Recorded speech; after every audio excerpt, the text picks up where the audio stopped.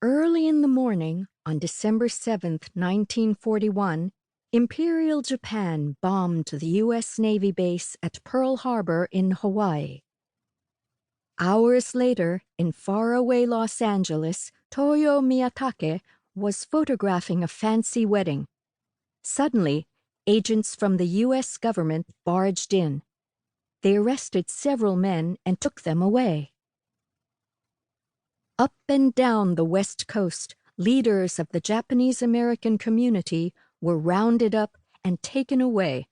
Bankers, priests, newspaper reporters, even teachers. Where had they been taken, and why? Families were given no information. The next day, the United States declared war on Japan. Some Americans were afraid the Japanese military would attack again, this time on the mainland. Were Japanese Americans along the West Coast planning to sabotage the United States? Would fishermen signal to Japanese submarines where to creep into U.S. ports?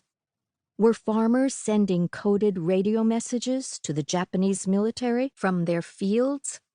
Rumors flew from person to person, newspaper to newspaper.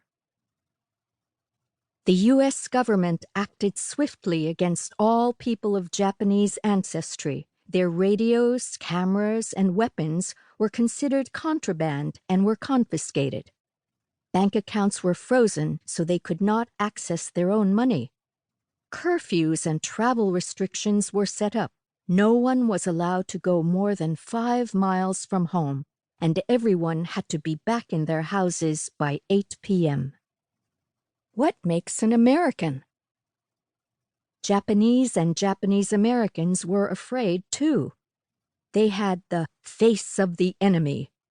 They needed to show they were not disloyal to the U.S. government. Mothers pulled kimonos from the closet. Fathers took calligraphy off the walls. Books, letters, and photographs from relatives in Japan were heaped in a pile. Everything was burned.